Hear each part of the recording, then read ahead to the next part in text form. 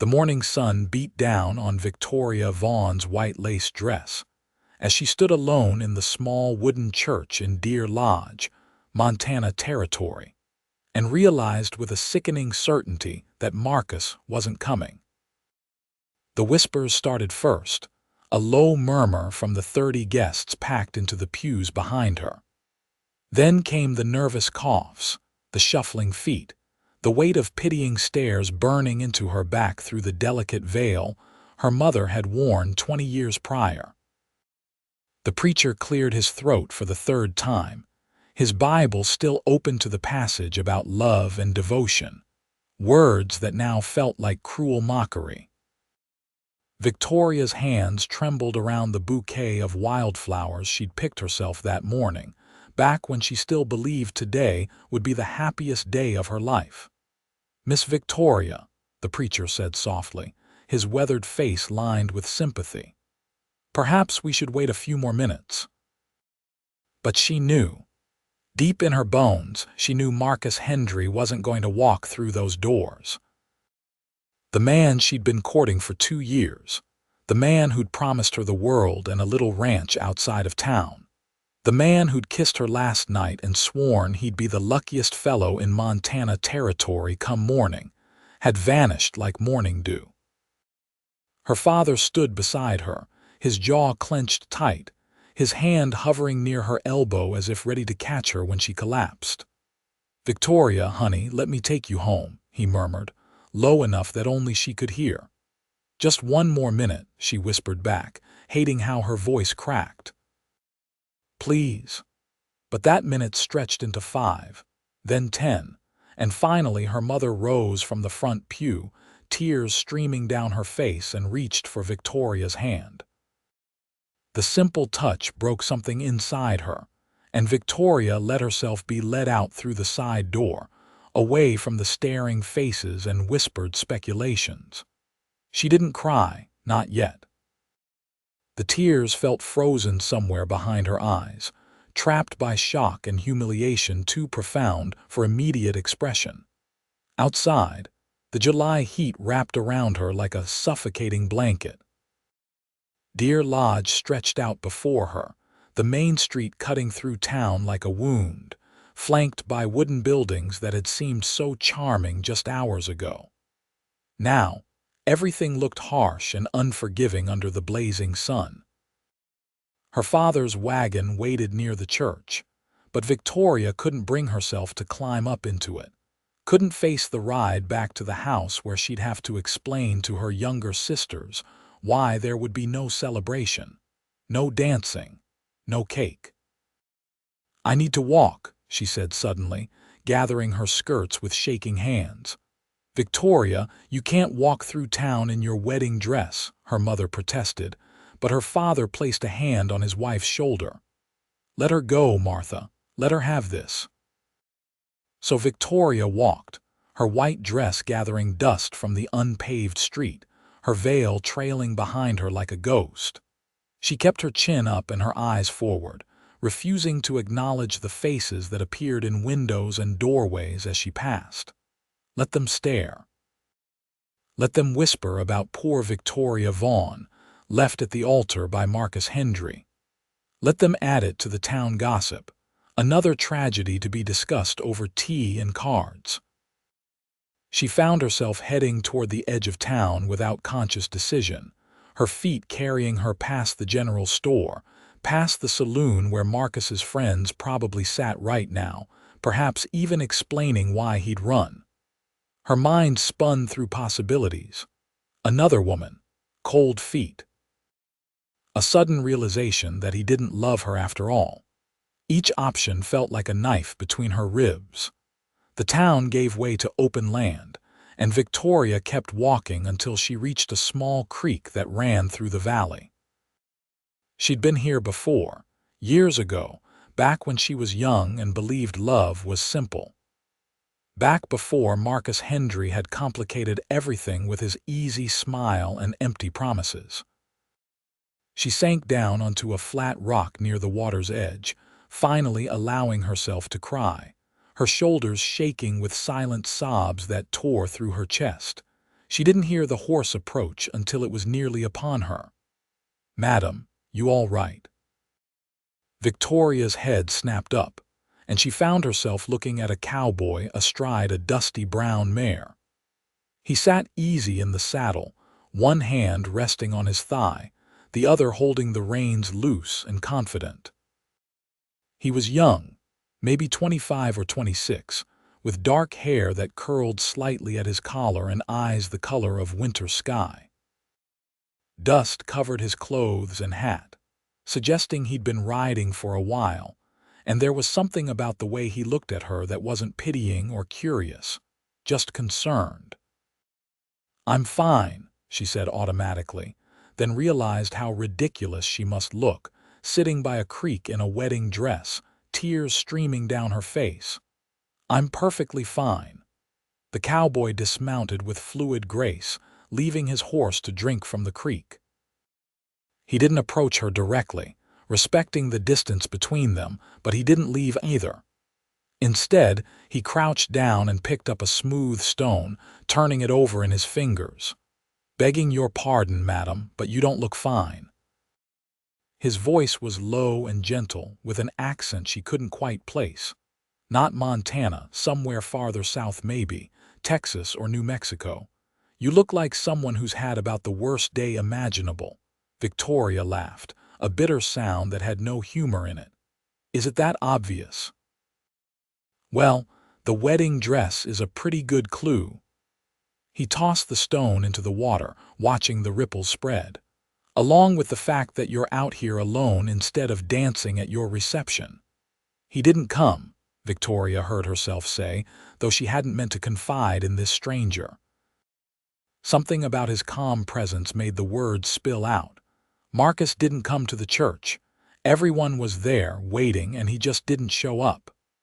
The cowboy was quiet for a moment, then he stood and walked closer, still maintaining a respectful distance.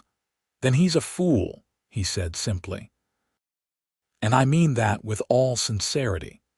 Any man who'd leave a woman like you waiting at the altar has got something seriously wrong with his head and his heart." Victoria looked up at him through her tears, startled by the conviction in his voice.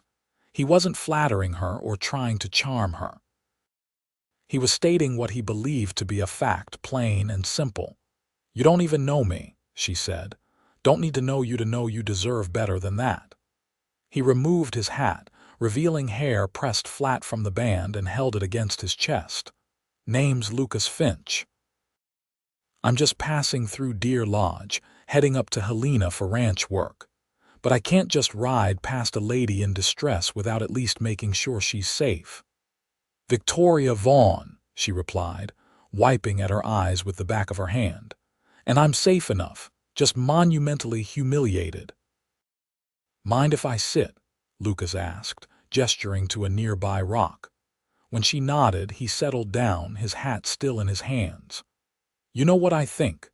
I think when something like this happens, it isn't about you at all. It's about the other person being too scared or too stupid to recognize what they have. Their loss, really. That's generous of you to say. It's the truth."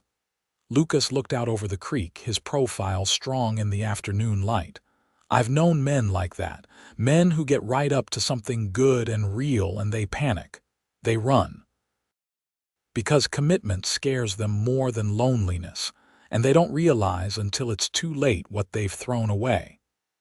Victoria found herself studying him, this stranger who'd appeared like something out of a dime novel. He had an honest face, she thought, with lines around his eyes that suggested he smiled often, and a solid build that spoke of hard work and long days in the saddle. There was something inherently trustworthy about him, something that made her want to keep talking instead of hiding away in her shame. "I was supposed to be married right now," she said quietly. "We were supposed to have a life together, a ranch, children someday. I thought I knew him. I thought we understood each other." "How long were you courting?" 2 years. He worked at the bank in town, seemed stable and responsible. My father approved of him. My mother loved him. Everyone thought we were perfect together." Victoria pulled at a loose thread on her dress, watching it unravel. I suppose I was the only one who didn't see he wasn't ready. Or maybe you saw him exactly as he presented himself, and he's the one who changed his mind. Lucas turned to look at her directly. That's not your fault, Miss Victoria. You can't blame yourself for someone else's cowardice. The word hit her like a revelation. Cowardice. That's what it was, wasn't it? Not some failure on her part, but Marcus's inability to face what he'd promised. The realization didn't make the hurt disappear, but it shifted something inside her, made the weight feel slightly less crushing. "Thank you," she said, meeting Lucas's eyes. "You didn't have to stop, but I'm glad you did." "Their loss is my gain," Lucas said with a small smile. "If Marcus Hendry hadn't run, I'd never have gotten to meet you, and sitting here talking to you is a far better way to spend an afternoon than riding dusty roads alone."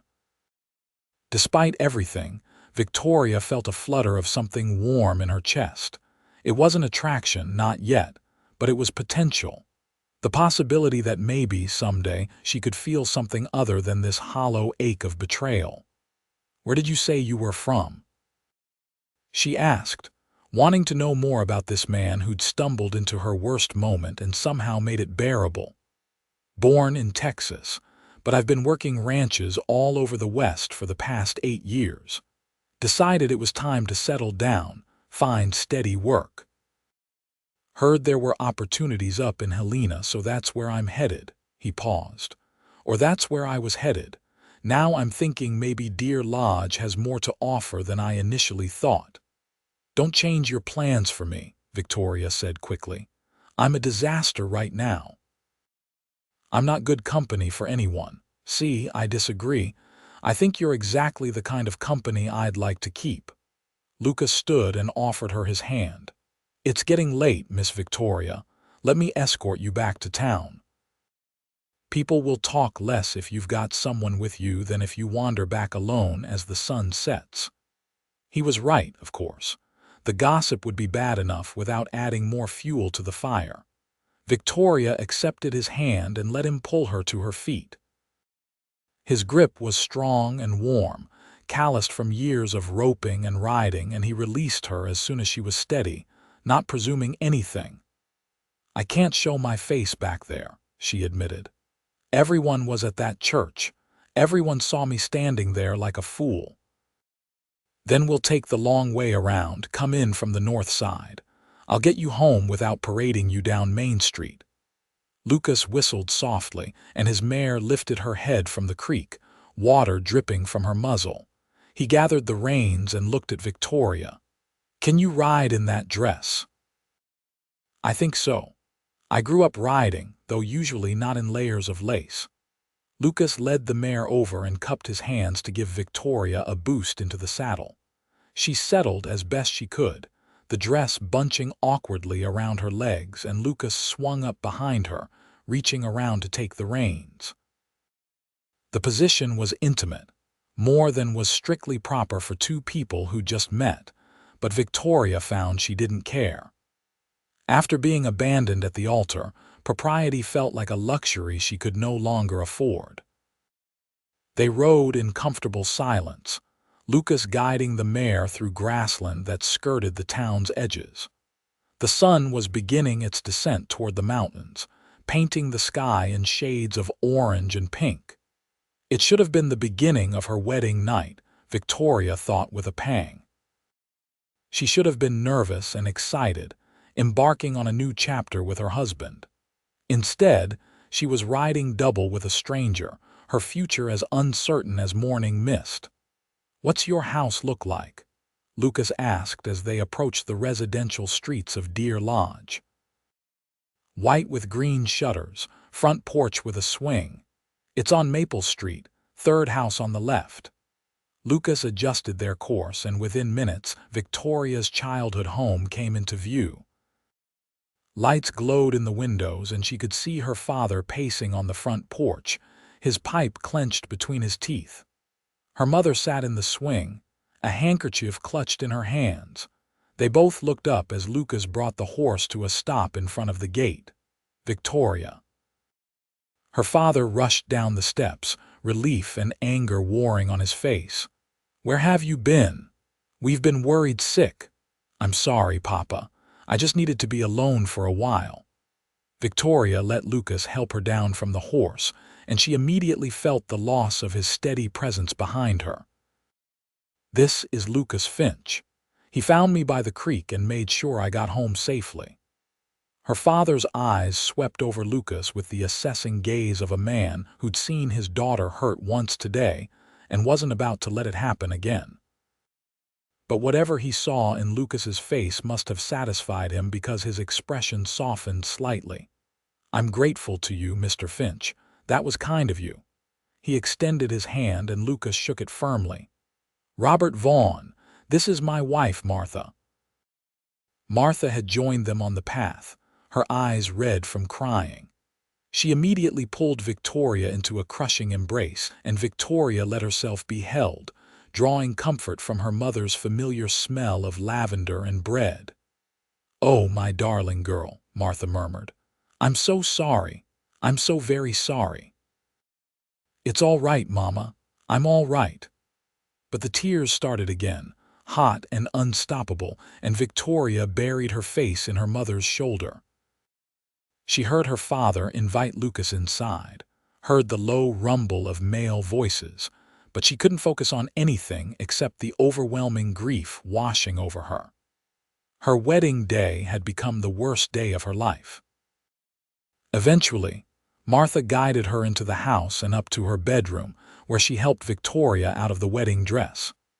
Each button felt like a small defeat, each layer of lace and silk a reminder of hopes dashed and dreams destroyed. When Victoria finally stood in just her chemise and petticoat, Martha folded the dress carefully and set it aside. What do you want me to do with it? She asked gently. Burn it, Victoria said immediately. I never want to see it again. Let's not make any decisions right now. Sleep on it and we'll talk tomorrow. Martha kissed her forehead and left, pulling the door closed behind her. Victoria crawled into bed, suddenly exhausted beyond measure. But sleep wouldn't come. Her mind kept replaying the morning, searching for signs she'd missed, clues that should have told her Marcus was going to run. Had he seemed nervous when they'd said goodnight? Had there been hesitation in his kiss? Or had she been so blinded by her own expectations that she'd failed to see the truth? Downstairs, she could hear voices. Her father and Lucas Finch talking in the front room. She couldn't make out the words, but there was something soothing about the low murmur, about knowing that stranger who'd shown her kindness was still here, making sure she was truly safe before he continued on his way. The next morning, Victoria woke to brilliant sunshine streaming through her window and the momentary confusion of not knowing why her chest felt so heavy. Then memory crashed over her, and she groaned, pulling the pillow over her face. Today was supposed to be the first morning of her married life.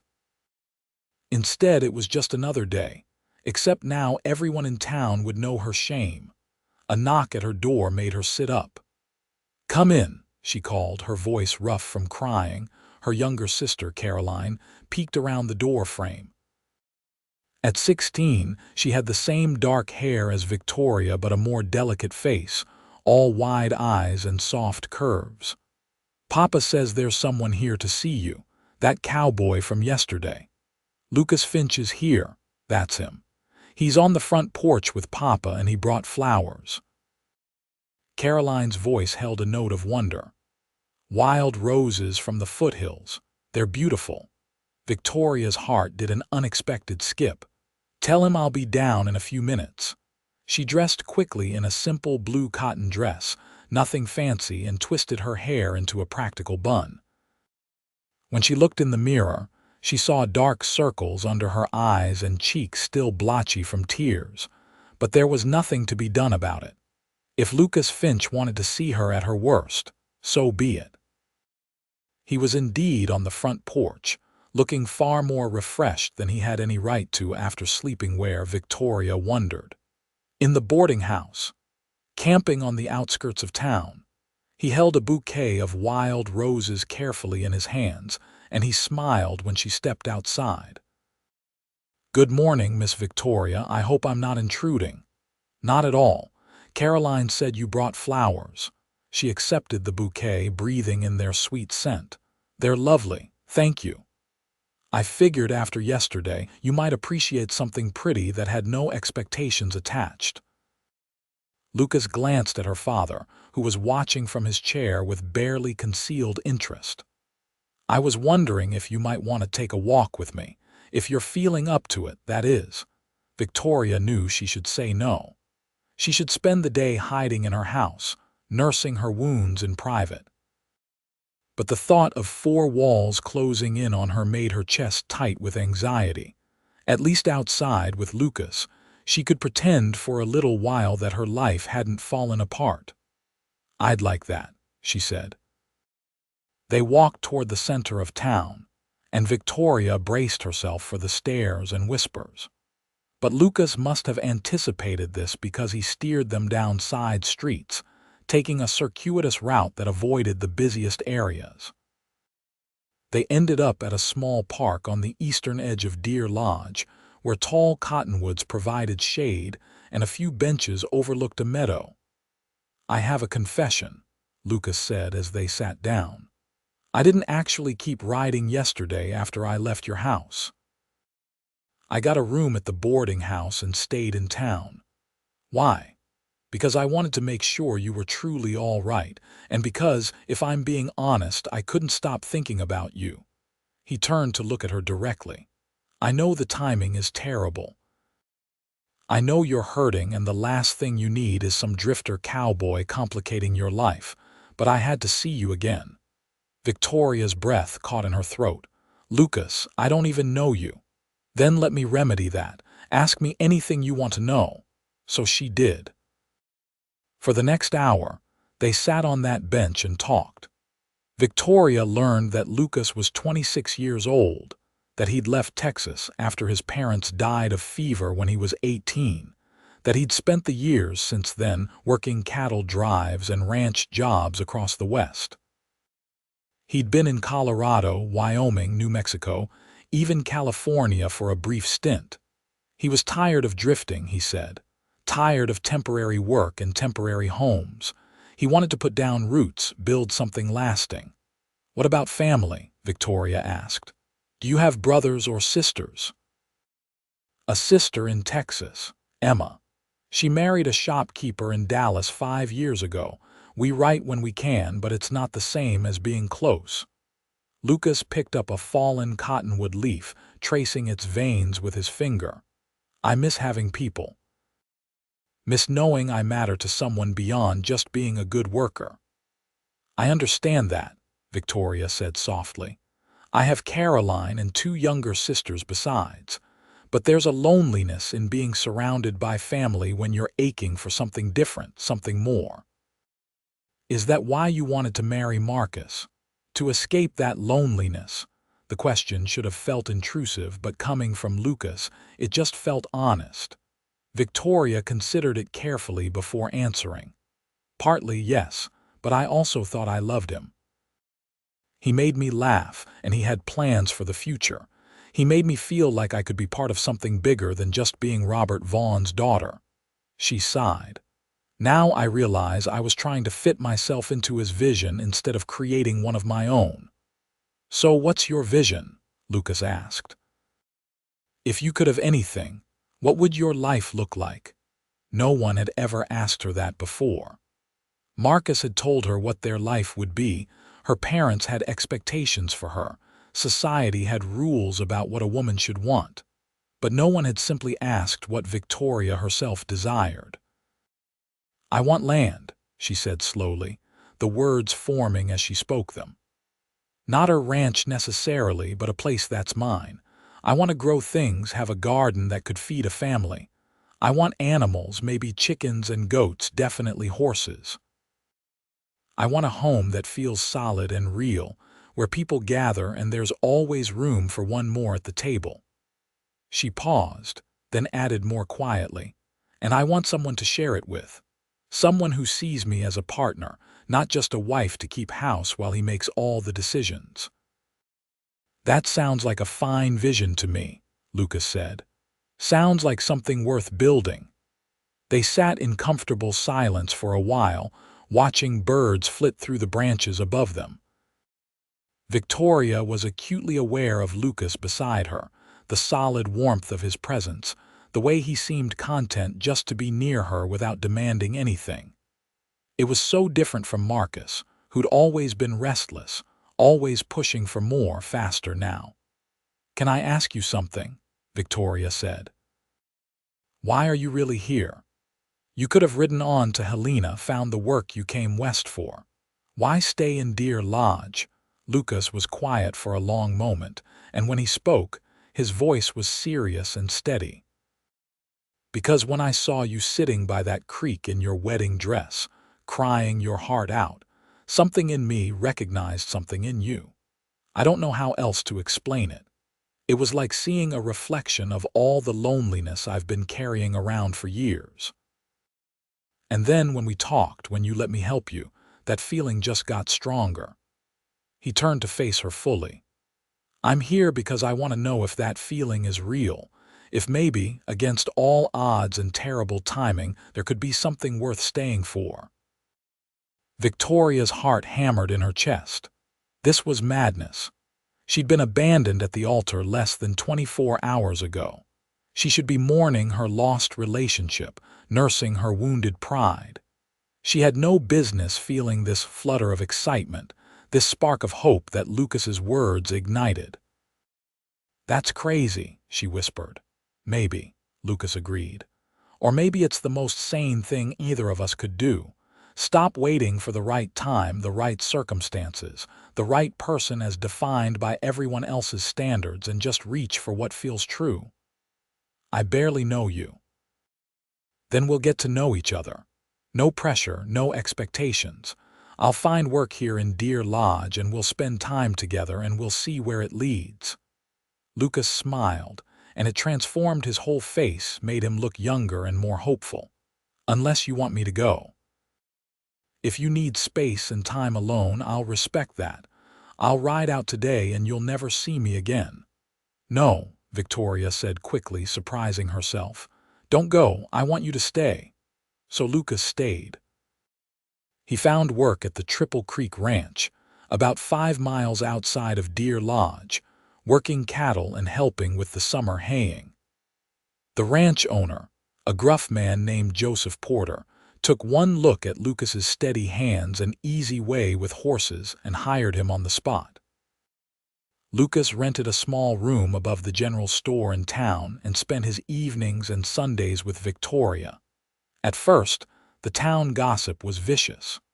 Poor Victoria, they said, running straight from one man to another, clearly desperate for any husband who'd have her.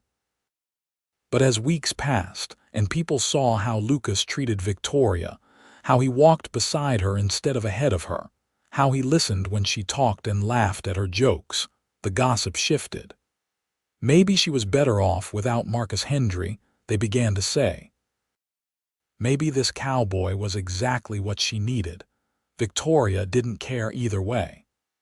For the first time in her life, she was doing something purely because it felt right to her, not because it fit expectations or followed proper procedure. She and Lucas took long walks through the countryside, and she showed him her favorite spots around Deer Lodge, the places she'd explored as a child. The old oak tree with branches perfect for climbing, the swimming hole where she and Caroline had spent summer afternoons, the hilltop that overlooked the whole valley. Lucas shared his own stories in return. He told her about driving cattle from Texas to Kansas, about sleeping under stars so bright they seemed close enough to touch.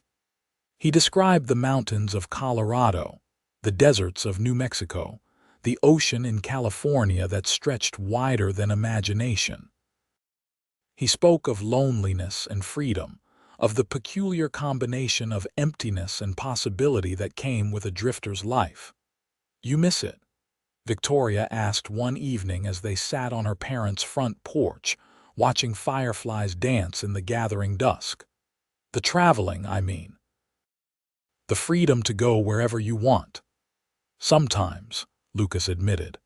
But mostly I think I was searching for something I couldn't name, and now that I've found it or I'm beginning to find it, staying put doesn't feel like settling. It feels like arriving.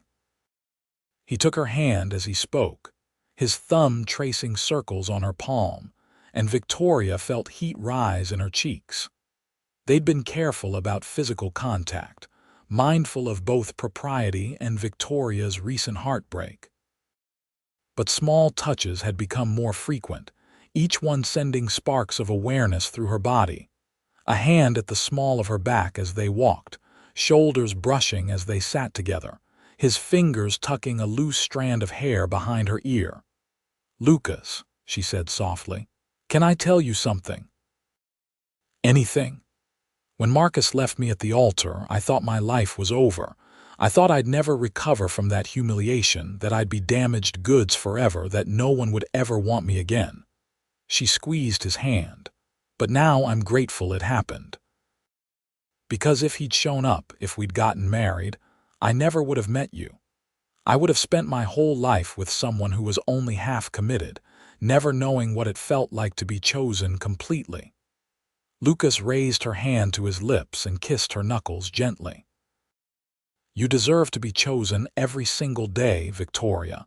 You deserve someone who wakes up grateful that you're in their life and goes to sleep counting the hours until they see you again." "Is that how you feel?"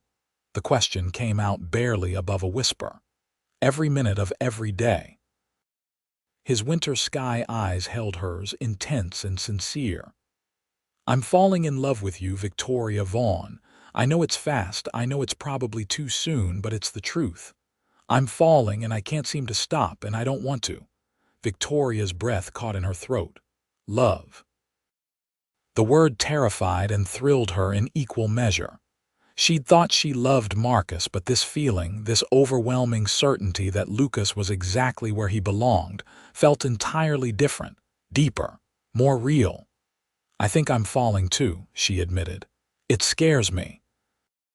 After what happened with Marcus, I keep waiting for something to go wrong, for you to disappear or change your mind." "I'm not going anywhere," Lucas promised. "And I'm not changing my mind. You're stuck with me, Victoria, for as long as you'll have me." He leaned closer, his intent clear in his eyes, giving her time to pull away if she wanted. But Victoria didn't want to pull away. She wanted this, wanted him, wanted to know what it felt like to be kissed by a man who truly saw her. So she closed the distance between them, and when their lips met, it was like coming home after a long journey.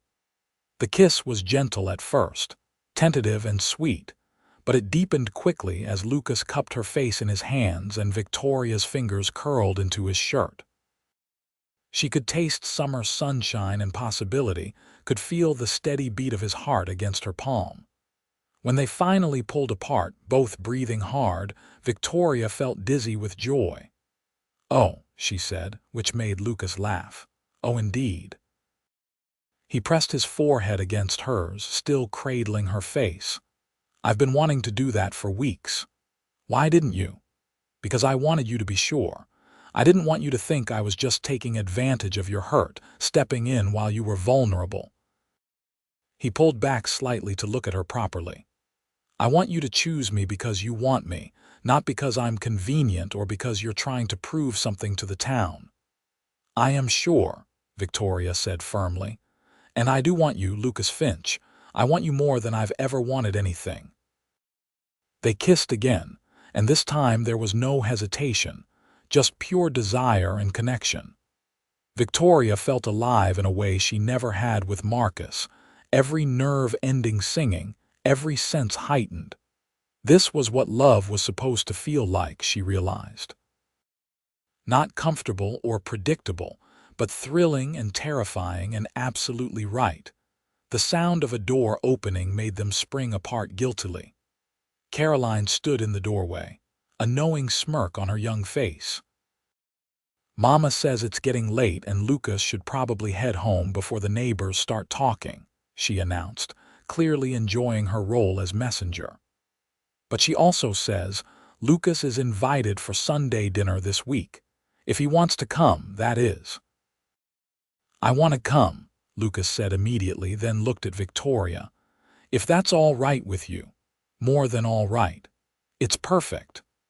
Lucas said his goodbyes and headed back toward town, and Victoria watched him go, her fingers pressed to her lips, still feeling the ghost of his kiss. Caroline settled into the porch swing beside her, bumping her shoulder companionably. You really like him, don't you? Caroline said. This isn't just about showing everyone you moved on from Marcus. I really like him, Victoria confirmed. Maybe more than like. Caroline, I think I might be in love with him. After 2 months. When you know, you know. Isn't that what Mama always says about her and Papa? Caroline considered this. Mama also says Papa proposed after 3 weeks and Grandpa thought she'd lost her mind. But they've been happy, Victoria pointed out. 30 years married and still happy. Maybe quick isn't always wrong. Maybe, Caroline allowed. For what it's worth, I like him too. He's kind to you and he doesn't talk down to you like Marcus used to. Remember how Marcus would always explain things you already knew, like you were simple. Victoria did remember, though she tried to overlook it at the time, chalking it up to Marcus being educated and wanting to share his knowledge. Now she recognized it for what it was, a subtle form of condescension that had made her feel small. Lucas treats me like an equal, she said. Like my thoughts and opinions matter. That's because you are equals, and your thoughts do matter. Caroline squeezed her hand. I'm glad he stopped by that creek, Victoria. I'm glad you found each other. Sunday dinner was a raucous affair. In addition to Victoria's parents and sisters, her aunt and uncle came with their 3 children, and her grandmother made the trip from her small house on the other side of town. Lucas arrived precisely on time, bearing a store-bought pie and looking nervous in a clean shirt and freshly shined boots. You didn't have to bring anything, Martha said warmly, taking the pie. But apple is Victoria's favorite, so you chose well. She might have mentioned that once or twice, Lucas admitted, winking at Victoria. Dinner was roast chicken with all the fixings, and Lucas fit into the family chaos with remarkable ease. He answered questions about his work at Triple Creek Ranch, praised Martha's cooking enthusiastically, and patiently helped Victoria's youngest sister, 8-year-old Margaret, cut her meat when she struggled with her knife. He asked Victoria's father about his work at the sawmill, and listened attentively to her grandmother's rambling stories about Deer Lodge in the early days of settlement. You're quite different from Marcus, Victoria's aunt observed during a lull in conversation, her tone making it unclear whether she thought this was positive or negative. I hope so, Lucas said easily. Otherwise, I wouldn't have much to offer Victoria that she couldn't have gotten elsewhere. And what exactly do you offer? The question came from Victoria's uncle Thomas, a stern man who managed the bank where Marcus had worked. Uncle Thomas, Victoria said sharply, but Lucas placed a hand on her arm. It's all right. It's a fair question. He looked directly at Thomas. I offer honesty, first and foremost. I'll never promise Victoria something I can't deliver, and I'll never run from my commitments. I offer partnership. I believe in making decisions together, building a life that belongs to both of us, not just following tradition because it's expected. And I offer love, real, solid, unwavering love, the kind that shows up every day and does the work. The table was silent for a moment, and then Victoria's father cleared his throat. That's a fine answer, son. A very fine answer indeed. The rest of the meal passed pleasantly, and afterward Lucas helped clear the table over Martha's protests. Victoria found him in the kitchen, sleeves rolled up, washing dishes alongside Caroline. You don't have to do that, she said. "You're a guest. I want to help. Besides, Caroline here was just telling me about the barn dance next Saturday. Sounds like fun." "It is fun," Caroline confirmed. "Everyone in Deer Lodge comes. There's music and dancing and food, and it goes until well past midnight." "Would you want to go?" Lucas asked Victoria. "With me, I mean." "As my date." Victoria's first instinct was to say no, to hide away and avoid the spectacle of appearing in public with a new man so soon after being jilted. But then she thought about what Lucas had said on the porch, about choosing what felt true instead of waiting for the right time. Going to the dance with Lucas felt true. "Yes," she said, "I'd love to go with you." The week leading up to the dance passed in a blur of anticipation and preparation. Victoria pulled out her best dress, a deep green that matched her eyes, and let Caroline help her arrange her hair in a more elaborate style than she usually wore. She was nervous in a way she hadn't been before her wedding, a fluttery excitement that made her feel young and hopeful. Lucas arrived to collect her at sunset, and the look on his face when he saw her made all the primping worthwhile. "You're beautiful," he said simply. "Most beautiful woman I've ever seen." "You're not so bad yourself," Victoria replied, taking in his dark vest and crisp white shirt. He'd even trimmed his hair, though it still curled slightly at his collar in a way that made her want to run her fingers through it. The barn dance was held at the Carmichael place, a large ranch on the outskirts of town with a massive barn perfect for gatherings.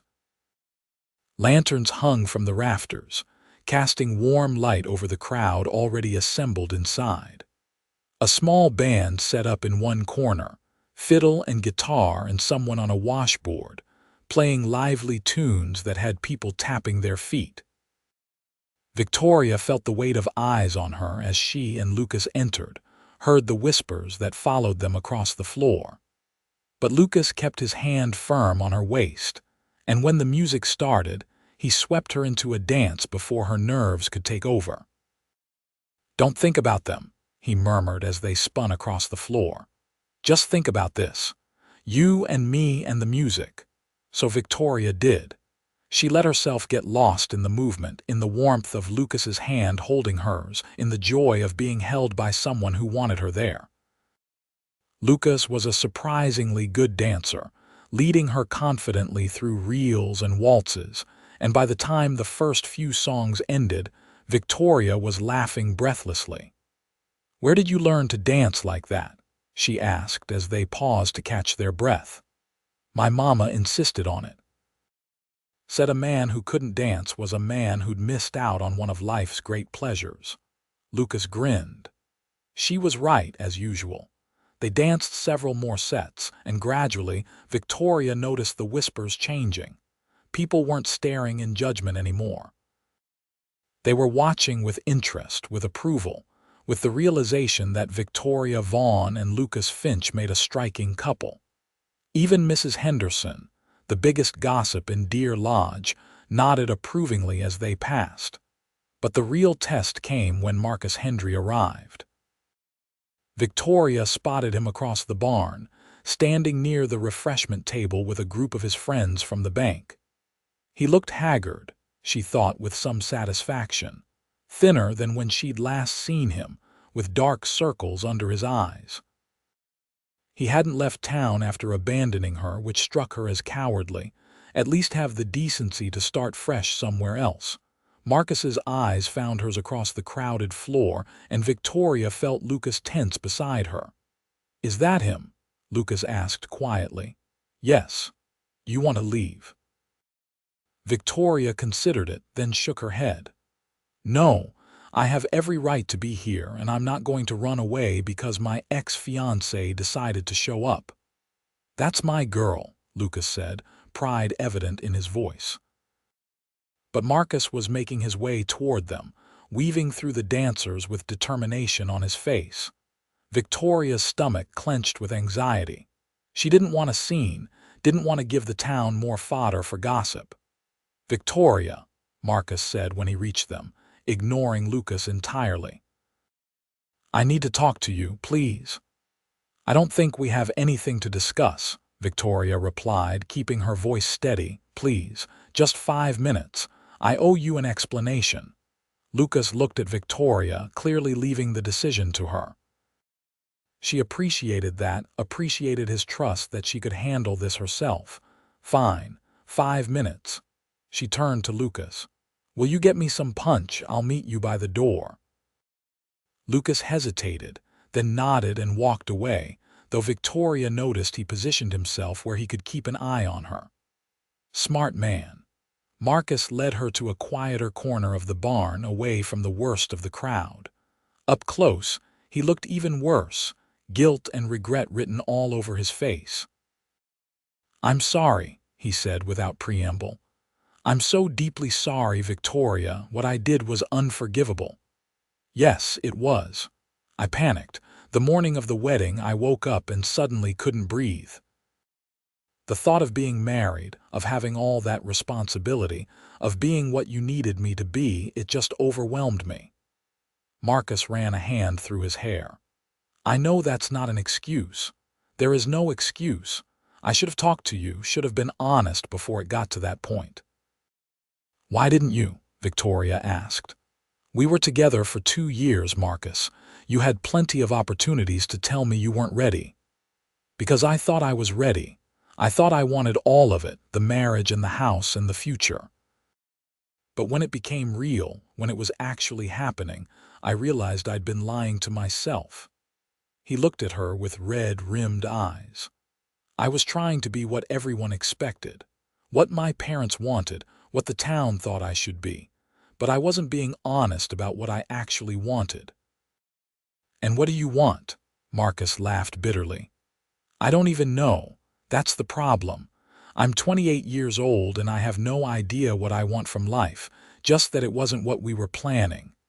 Victoria felt an unexpected surge of pity for him. Marcus was lost, floundering in a way she understood better than she would have before meeting Lucas. The difference was that Marcus had hurt her to save himself, while she was trying to build something real with someone who shared her vision. "I forgive you," she said, surprising herself. "Not because what you did was okay, but because holding on to anger isn't serving me anymore. You made your choice and I've made mine." "That cowboy," Marcus said, glancing toward where Lucas stood waiting. "Are you serious about him?" "Very serious. He treats you well." "Better than you ever did, if I'm being honest." Victoria softened the words with a small smile. "He sees me as a partner, Marcus, not as a responsibility or an obligation, but as someone he chooses every day." "Then I'm glad," Marcus said, and he sounded like he meant it. "You deserved better than what I could give you. I hope you find everything you're looking for with him." "I already have," Victoria replied. They parted without further words, and Victoria made her way back to Lucas, who handed her a cup of punch and searched her face carefully. "You all right?" "I'm perfect," Victoria said, and meant it.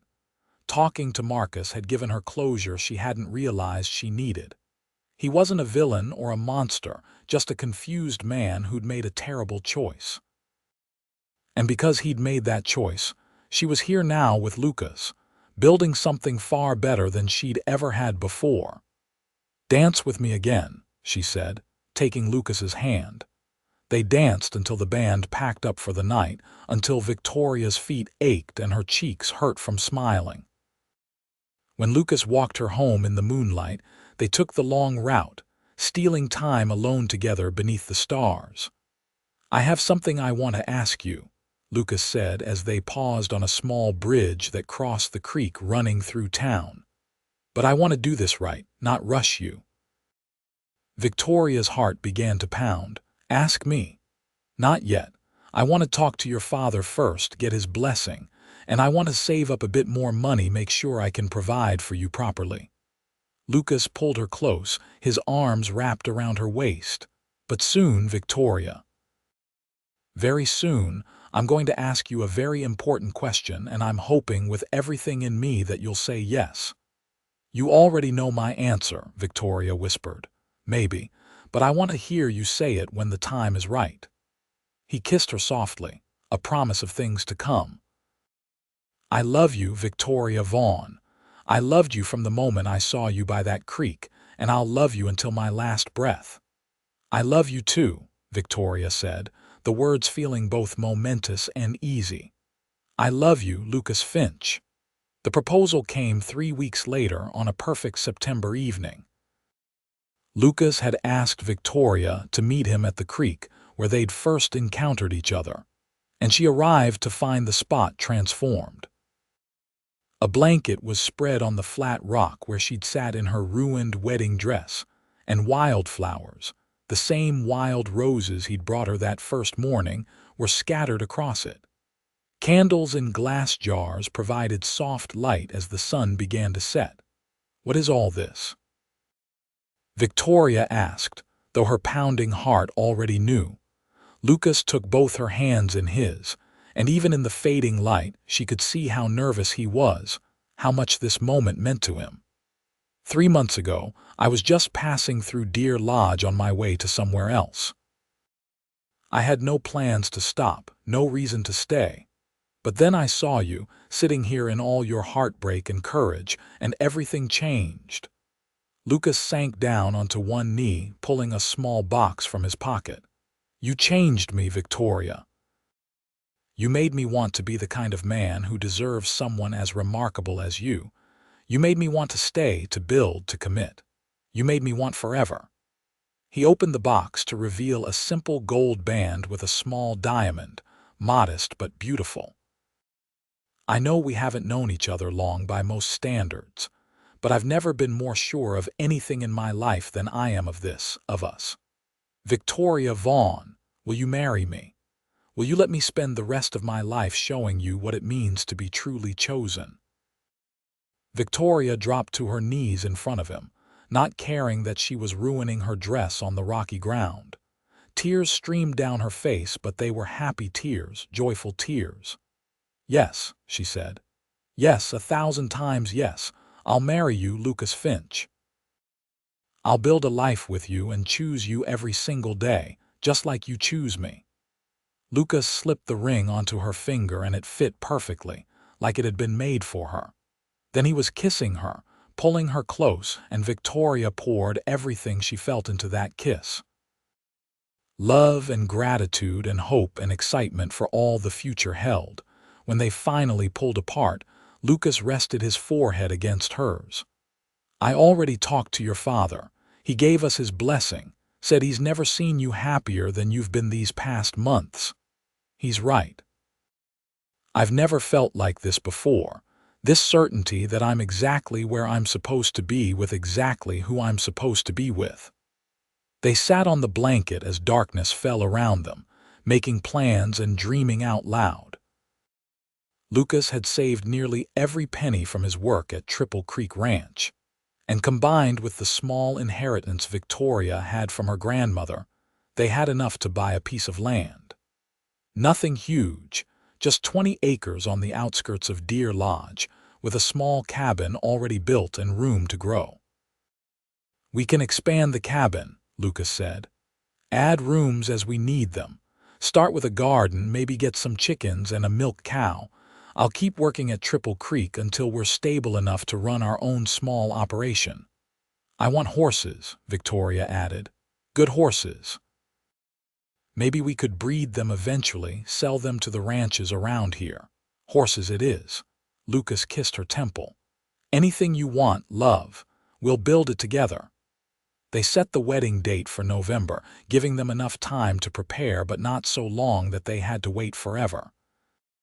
This time, Victoria didn't buy a fancy dress or plan an elaborate ceremony. She wanted something simple and meaningful, surrounded by people who truly cared about them. The preparations flew by in a whirlwind of activity. Lucas and Victoria spent their free time at their new property, cleaning out the cabin and planning improvements. Robert and some of his friends from the sawmill helped build an addition, 2 new rooms that would give them space to grow. Martha and Victoria's sisters sewed curtains and quilts, turning the bare cabin into a home. The town of Deer Lodge had fully embraced their relationship by this point. What had started as scandal had transformed into a romantic story people loved to tell. How Lucas had found Victoria at her lowest moment and loved her back to wholeness. How she'd had the courage to try again after such public heartbreak. How they were proof that sometimes the worst things led to the best outcomes. Even Marcus Hendry seemed to have made peace with it. Victoria heard through the town gossip that he'd quit his job at the bank and was planning to move to California, seeking a fresh start. She wished him well, genuinely. His cowardice had given her Lucas, and she couldn't regret that, no matter how painful the journey had been. The wedding took place on a crisp November morning in the same church where Victoria had been stood up 4 months earlier. But this time, everything was different. This time, Lucas stood at the altar waiting for her, his face breaking into a radiant smile the moment she appeared in the doorway. This time, Victoria walked down the aisle with confidence, knowing without a doubt that the man at the end wanted her there. Her dress was simple cream cotton with lace at the collar and cuffs, nothing fancy, but the way Lucas looked at her made Victoria feel like the most beautiful woman in the world. When she reached him, he took both her hands and squeezed gently. "You came," he whispered, teasing. "I came," Victoria confirmed, her eyes shining. "And I'm not going anywhere." The ceremony was short and sweet, just the essential vows and prayers. When the preacher pronounced them husband and wife, Lucas kissed Victoria with a tenderness that made several guests reach for their handkerchiefs. Then they were running down the aisle together, hand in hand, laughing like children as rice and flower petals rained down on them. The reception was held at Victoria's parents' house, with food and music and dancing that lasted well into the afternoon. But eventually, Lucas and Victoria slipped away, heading for their own place, their own beginning. The cabin glowed with lamplight when they arrived, welcoming them home. Lucas carried Victoria over the threshold, a tradition she'd normally scoff at, but tonight it felt right. When he set her down, they stood in the middle of their front room and just looked at each other, the weight of the moment settling over them. "We're married," Victoria said, wonder in her voice. "We're married," Lucas confirmed. He cupped her face in his hands, his touch infinitely gentle. "You're my wife. I get to call you that for the rest of our lives. And you're my husband," Victoria smiled, the word feeling both new and familiar on her tongue. "How did I get so lucky?" "I think we both got lucky. Or maybe it wasn't luck at all. Maybe it was fate, the universe putting us exactly where we needed to be at exactly the right time." Lucas kissed her softly. "Either way, I'm grateful, so deeply grateful." They made love for the first time that night, and it was everything Victoria had hoped for. Tender and passionate, nervous and exhilarating. Lucas was patient and attentive, making sure she felt safe and cherished. Afterward, they lay tangled together in their bed, and Victoria traced lazy patterns on Lucas's chest. "What are you thinking about?" he asked sleepily. "How different this is from what I thought my wedding night would be. When I was engaged to Marcus, I was nervous about this part, unsure what to expect. But with you, it just feels natural. Like everything we do together, it's easy." "Not always easy," Lucas corrected gently, "but worth it." That's the difference. With the right person, even the hard parts are worth the effort. They fell asleep like that, wrapped around each other, and Victoria dreamed of the future they would build together. The first year of marriage brought challenges and triumphs in equal measure.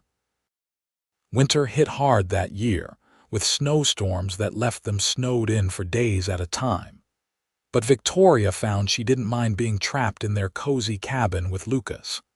They spent those long evenings playing cards, reading aloud to each other, and making plans for spring. Lucas continued working at Triple Creek Ranch, leaving early each morning and returning at dusk. Victoria threw herself into making their property productive, planning an extensive garden for spring and researching horse breeding. She corresponded with ranchers across Montana, learning what breeds were in demand, what characteristics made good working horses. In early spring, Victoria discovered she was pregnant. The news filled her with equal parts excitement and terror. She told Lucas over dinner, watching his face carefully for his reaction. "You're serious. We're having a baby." Lucas's smile could have lit up the whole valley. He jumped up from the table and swept her into his arms, spinning her around. "We're having a baby." "Careful," Victoria laughed, clinging to his shoulders. "You'll make me dizzy." Sorry. Lucas set her down gently, then immediately dropped to his knees and pressed his ear against her still flat stomach. "Hello in there, little one. I'm your papa, and I already love you more than you can possibly imagine." Victoria ran her fingers through his hair, overcome with emotion. This was her family. This man who knelt at her feet, talking to their unborn child and the tiny life growing inside her. After everything she'd been through, all the heartbreak and humiliation, she'd ended up here, exactly where she belonged. The pregnancy progressed smoothly, though the summer heat made Victoria miserable. Lucas fussed over her constantly, insisting she rest in the shade while he took over her garden work. His protectiveness drove her crazy sometimes, but mostly it made her feel treasured. "I'm pregnant, not fragile," she reminded him one afternoon when he tried to stop her from carrying a basket of laundry. "I know, but humor me. This is our first baby and I want everything to be perfect." "Nothing's ever perfect, Lucas, but we're doing fine, both of us." She took his hand and placed it on her swollen belly, and they both felt the baby kick in response. "See, strong and healthy, just like their papa." Their son was born on a cold October evening, just over a year after their wedding.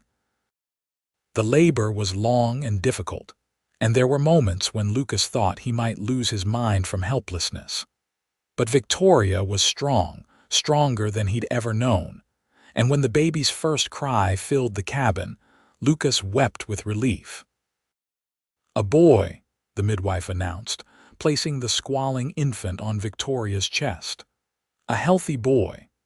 Victoria looked down at their son, at his red face and tiny fists, and fell instantly in love. Lucas knelt beside the bed, one hand on Victoria's shoulder, the other gently touching the baby's downy head. "He's perfect," Lucas whispered. "You're perfect. Thank you, Victoria. Thank you for him, for this, for everything."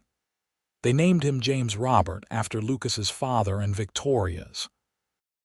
The baby was demanding and exhausting, keeping them up all hours of the night, but Victoria and Lucas navigated new parenthood as they did everything else together.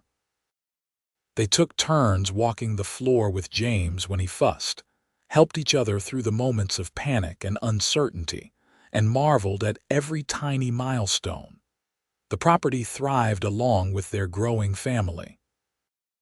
Their garden produced abundantly, more vegetables than they could eat, so Victoria sold the surplus at the Deer Lodge market. They bought their first horses, a mare and gelding from a ranch in Helena, and began learning the ins and outs of breeding. Lucas's reputation as a skilled ranch hand grew, and soon other ranches were trying to lure him away with better pay, but he stayed loyal to Joseph Porter, who'd given him his first chance. When James was 2, Victoria became pregnant again. This time, the pregnancy felt easier somehow, maybe because she knew what to expect, maybe because she had Lucas's steady presence to lean on. Their daughter, Emma Rose, was born in spring, named for Lucas's sister and Victoria's favorite flower. She was a calm baby, so different from her brother's intensity, and she seemed content to observe the world with serious dark eyes. The years passed in a blur of activity and growth. They expanded the cabin again, adding more bedrooms and a proper dining room. Lucas left Triple Creek Ranch and began working their own land full-time, breeding and training horses. Victoria's garden expanded into a small farm, with chickens and goats and even a few milk cows.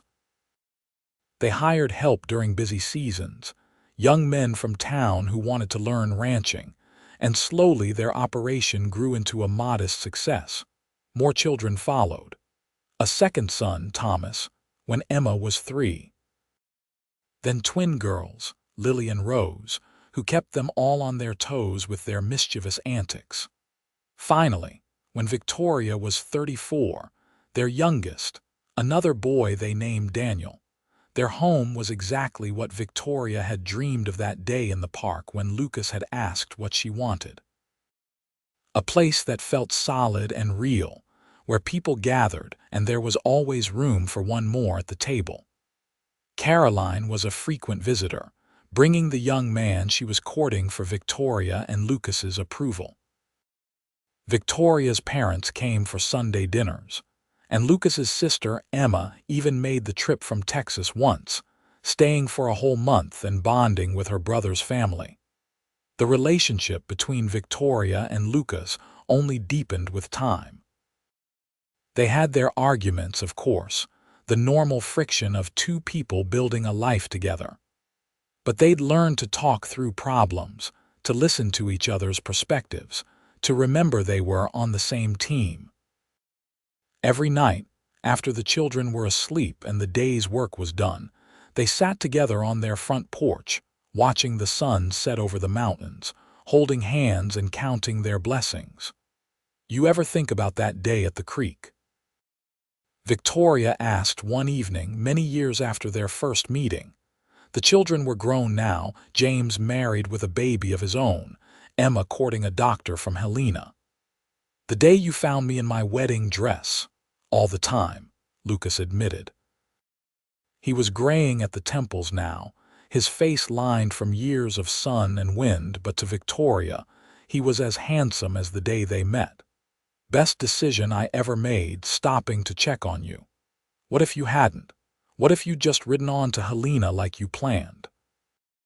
Then I'd have spent my whole life searching for something I'd already passed by." Lucas squeezed her hand. "But I didn't ride on. I stopped and I stayed and I got to build this incredible life with you. No regrets, Victoria, not a single one, me neither." "Well, maybe one small regret." Lucas looked at her with concern. "What's that?" "I regret that I wasted 2 years with Marcus when I could have been waiting for you." Victoria smiled to show she was mostly teasing. "But then again, if I hadn't gone through that, maybe I wouldn't have appreciated you properly. Maybe I needed to experience the wrong person to recognize the right one." "Their loss is my gain," Lucas said, echoing words he'd spoken so many years ago. "Marcus's cowardice gave me everything I'd ever wanted, so in a way, I'm grateful to him." They sat in comfortable silence, watching fireflies dance in the gathering dusk, just as they had on countless evenings before. Their life hadn't been perfect, Victoria reflected. They'd faced hardships and losses, struggled through difficult winters and drought summers, worried over sick children and injured animals. But through it all, they'd had each other, and that had made every challenge bearable. The sound of wagon wheels crunching on the drive made them both look up. James appeared around the bend, his wife Sarah beside him, their baby son secure in her arms. Behind them came Emma and her doctor, then Thomas with his new bride, then the twins with their respective families. Even Daniel, just 16 but already tall and strong like his father, rode up on his favorite horse. "We thought we'd surprise you," James called out, grinning. "Mama's birthday tomorrow, and we wanted to be here to celebrate."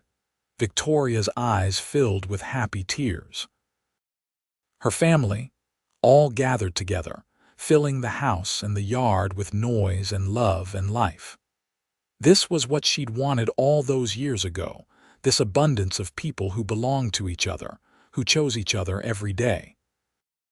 Lucas helped her to her feet, and together they walked down to greet their children and grandchildren. As Victoria hugged each person, feeling the warmth of their embraces, she sent up a silent thank you to whatever force had brought Lucas to that creek on the worst day of her life. Being left at the altar had felt like the end of the world then, but it had actually been the beginning of everything that mattered. That night, after everyone had settled in, Victoria and Lucas lay in bed and listened to the sounds of their full house. Quiet conversations drifting from the guest rooms, a baby crying softly before being soothed, someone laughing in the kitchen. "We did good, didn't we?" Victoria whispered. "We did better than good," Lucas replied, pulling her close. "We did exactly what we set out to do. We built something real and lasting. We created a family, a home, a legacy." "I love you," Victoria said, the words as easy now as breathing. "I've loved you for 25 years, and I'll love you for 25 more if we're blessed with that much time." "I love you too," Lucas murmured against her hair. "Thank you for choosing me, Victoria. Thank you for saying yes when I asked, for building this life with me, for being exactly who you are." Victoria drifted off to sleep in her husband's arms, surrounded by the family they'd created together, in the home they'd built with their own hands. The next morning, she woke to the smell of coffee and the sound of her grandchildren playing outside. Lucas was already up, and when she found him in the kitchen, he was making her favorite breakfast, hot cakes with fresh berries. "Happy birthday, love," he said, kissing her soundly. 52 years old and more beautiful than ever. The day was filled with celebration. Her sisters came with their families. Friends from town dropped by with gifts and well wishes, and the house overflowed with food and laughter. As Victoria looked around at all the faces, at the life she'd built from the ashes of her humiliation, she felt nothing but gratitude. That evening, after most of the guests had gone and only immediate family remained, they gathered on the porch for cake and stories. James told his children about how their grandparents had met, turning it into an adventure tale that had the little ones wide-eyed with wonder. "So Grandpa rescued Grandma?" the oldest grandson asked. "Not exactly," Victoria corrected gently. "Your grandpa saw me when I needed someone to see me. He chose me when I felt unchosen. But I rescued myself too. I had the courage to try again, to risk my heart even after it had been broken." "That's the real story," Lucas agreed, his arm around Victoria's shoulders. "We rescued each other. We built each other up. That's what love does when it's real. It makes both people stronger." As the evening wound down and families began preparing to leave, Victoria stood on the porch and watched them go, waving until the last wagon disappeared down the road. Then she turned to Lucas, who stood waiting for her, patient as always. "Ready for bed?" he asked. "Almost. Walk with me first."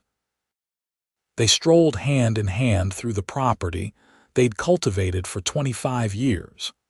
Past the expanded garden, now tended mostly by hired help since their children had grown. Past the barn where their horses dozed in their stalls, descendants of that first breeding pair. Past the chicken coop and the goat pen and the equipment shed Lucas had built 5 years ago. They ended up at the creek that bordered their property, the same creek where they'd first met all those years ago. It looked different now, with a small bridge Lucas had constructed and worn paths along the banks from years of children playing. But the water still babbled over rocks the same way, and the stars still shone overhead just as bright. "Sometimes I come here and think about that day," Victoria admitted. "I remember how lost I felt, how certain I was that my life was over. And now I know it was just beginning. Everything I thought I wanted with Marcus was just a pale shadow of what I have with you." She turned to face him fully. "You gave me the life I didn't even know I could dream of, Lucas. You gave me partnership and respect and love that never wavers. You gave me this family, this home, this beautiful life." "We gave each other everything," Lucas said. "That's the secret, I think. It's not about one person giving and the other receiving. It's about both people pouring into each other until you can't tell where one ends and the other begins."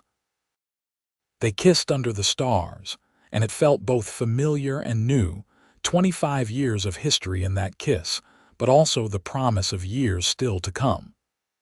When they finally headed back to the house, walking slowly, savoring the quiet moment, Victoria felt profoundly at peace.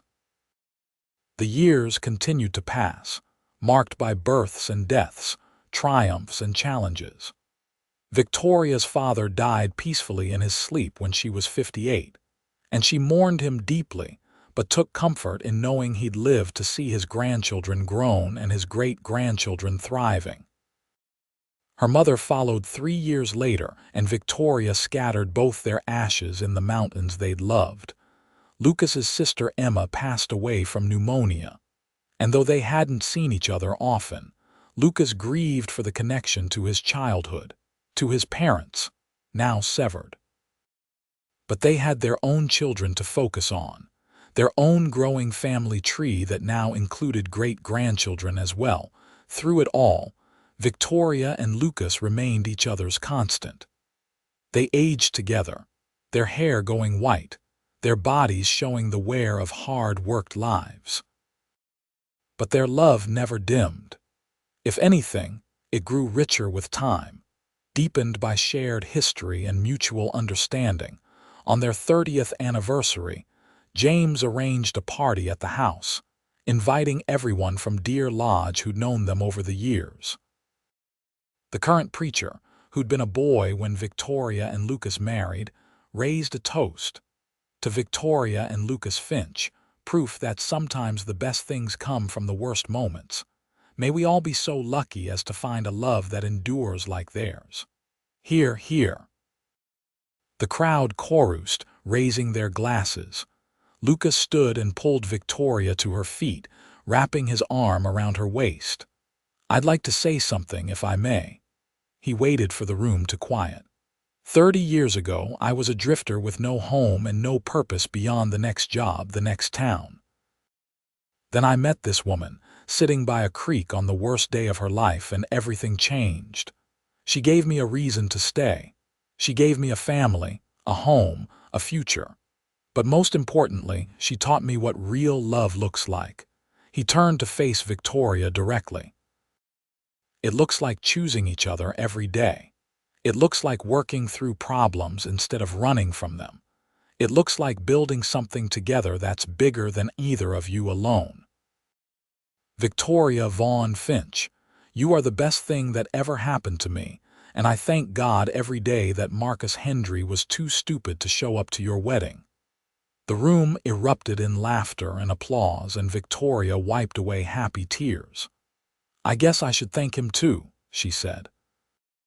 "Because his loss was definitely your gain, our gain. Look at everything we built because he ran away." Later that night, after everyone had gone home and the house was quiet again, Victoria and Lucas stood in their bedroom and helped each other undress, a ritual they'd performed thousands of times. Victoria looked at her reflection in the mirror and saw an old woman, her face lined, her body soft from bearing 6 children. But when Lucas wrapped his arms around her from behind and met her eyes in the mirror, she also saw herself through his gaze, still beautiful, still cherished. "What are you thinking about?" Lucas asked, his chin resting on her shoulder. "I'm thinking about how grateful I am. For you, for our family, for this life we built. I'm thinking about that scared girl in a wedding dress who thought her world was ending, and I wish I could go back and tell her everything would be all right, better than all right." "What would you tell her?" Victoria considered this. "I'd tell her that heartbreak isn't the end. It's the beginning. That sometimes you have to let go of what you thought you wanted to make room for what you actually need. That the right person will find you when you least expect it, and they'll stay through everything. Good advice, Lucas murmured, kissing her shoulder. They climbed into bed and Victoria nestled against Lucas's chest, his heartbeat steady beneath her ear. This, she thought, this simple moment of closeness after a long day, this was what made a life worth living. Not the big, dramatic gestures, but the small daily choice to love and be loved in return. More years passed, each one precious, each season bringing its own joys and sorrows. They lost their youngest, Daniel, to a riding accident when he was 28, and the grief nearly destroyed them both. But they clung to each other through the darkness, and eventually, the sharp pain dulled to a manageable ache. They honored Daniel's memory by living fully, by appreciating every moment with their remaining children and growing collection of grandchildren and great-grandchildren. When Victoria turned 70, her health began to decline. Nothing dramatic, just the slow wearing down that came with age. Her joints ached in the mornings, her energy flagged by afternoon, and she found herself content to sit and watch rather than constantly doing. Lucas, still remarkably spry at 72, took over more of the household tasks, and their children hired help to maintain the property. "I'm sorry I can't do more," Victoria said one afternoon, frustrated by her limitations. "You've done more than enough for a dozen lifetimes," Lucas replied firmly. "Now it's time to rest, to enjoy. Let me take care of you for a change." So Victoria did. She spent her days in a comfortable chair by the window, watching the property she and Lucas had built together. She read books, wrote letters to her grandchildren, and napped in the sunshine that streamed through the glass. And every evening, Lucas sat with her, and they talked about their life, remembering the good times and even some of the hard times that had brought them closer together. On a warm summer evening, as they sat together on the porch like they'd done thousands of times before, Victoria looked at Lucas and felt overwhelmed with love. "I need you to know something," she said, taking his hand. "What's that, love?" "If I had to do it all again, if I could go back to that day at the creek and choose differently, I wouldn't change a single thing. Every moment with you has been a gift. Every challenge we faced together made us stronger. You've been the great love of my life, Lucas Finch, and I'm so grateful I got to spend all these years loving you." Lucas's eyes filled with tears. "Don't talk like that. You're not going anywhere. Maybe not today, maybe not tomorrow, but someday. And when that day comes, I want you to know that I died happy. I died having lived exactly the life I wanted with exactly the person I wanted to share it with." "Victoria," Lucas said, his voice breaking. "SHH," she soothed, reaching up to wipe his tears. "This is a good thing. We've had 46 years together. 46 years of love and partnership and family. How many people can say that? We won, Lucas. We beat the odds and built something beautiful. Don't mourn that. Celebrate it." Lucas pulled her close, and they held each other as the sun set over the mountains they'd watched together for nearly 5 decades. Victoria breathed in the scent of him, leather and soap and something uniquely Lucas, committing it to memory. But Victoria didn't die that day, or even that year. She lived to see her 75th birthday, surrounded by 4 generations of family, all descended from that unlikely meeting by a creek in 1873. She lived to hold her newest great-great-grandchild, a tiny girl with dark hair and serious eyes who looked remarkably like Emma had as a baby. She lived to celebrate 50 years of marriage to Lucas, an anniversary that brought people from all over Montana to honor the couple who'd become local legends.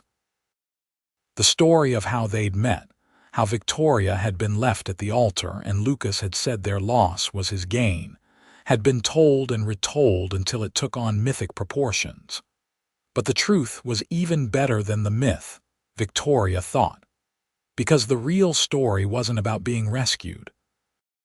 It was about two people choosing each other, day after day, year after year, building a life through dedication and love. On a cool October evening, as autumn painted the mountains in gold and red, Victoria felt her strength finally failing.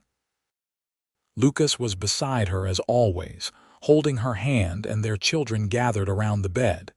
She looked at each beloved face in turn, committing them to memory. "Don't be sad," she whispered. "I've had the most wonderful life. I've been so loved, and I've loved so deeply. That's all anyone can ask for." She turned her head to look at Lucas, and even with her failing vision, she could see the love shining in his eyes, undimmed by time or age. "Thank you," she said softly. "Thank you for stopping by that creek. Thank you for staying. Thank you for loving me." "It was my privilege," Lucas replied, his voice thick with emotion. "You were my privilege, Victoria, the great honor of my life." Victoria smiled and closed her eyes, feeling Lucas's hand in hers, hearing the murmured prayers and quiet sobs of her family. She thought of that girl in the wedding dress, heartbroken and humiliated, certain her life was over. She wished she could go back and tell that girl that the best was yet to come, that heartbreak would lead to a love deeper and truer than she'd ever imagined. Lucas felt the moment she slipped away, felt her hand go slack in his and her breathing still. The grief that crashed over him was overwhelming, but underneath it was gratitude. Gratitude for every year, every day, every moment they'd shared. Victoria had been right. They'd won. They'd built a beautiful life together, raised a family that would carry their love forward into future generations. He stayed beside her for a long time, holding her hand, saying goodbye to the woman who'd been his everything for half a century. Their children gave him space, understanding that he needed these final moments alone with her. "I'll love you forever," Lucas whispered. "In this life and whatever comes next, you were mine and I was yours, and nothing will ever change that." Lucas lived for 3 more years after Victoria's death, long enough to see their great-great-grandchildren grow and thrive, long enough to pass down the story of how their family began. He spent his final years telling anyone who would listen about Victoria, keeping her memory alive through his stories. He died peacefully in his sleep in the bed they'd shared for 50 years, and his last coherent words were, "I'm coming, Victoria. Wait for me." The family buried them side by side on a hill overlooking the property they'd built together. The marker was simple but meaningful: Lucas and Victoria Finch. They chose each other. They chose love. They chose well. And every year, on the anniversary of the day, Lucas had found Victoria by the creek. Their descendants gathered at that spot. They told the story to the youngest generation, making sure it was never forgotten. The story of heartbreak and hope, of endings and beginnings, of a cowboy who stopped to help a woman in distress and gained everything worth having. The story of how sometimes the worst day of your life leads directly to the best thing that ever happens to you. The story of how Marcus Hendry's loss was Lucas Finch's gain, and ultimately Victoria's greatest gift. The story of true love, the kind that endures beyond death, living on in the hearts and lives of everyone it touches.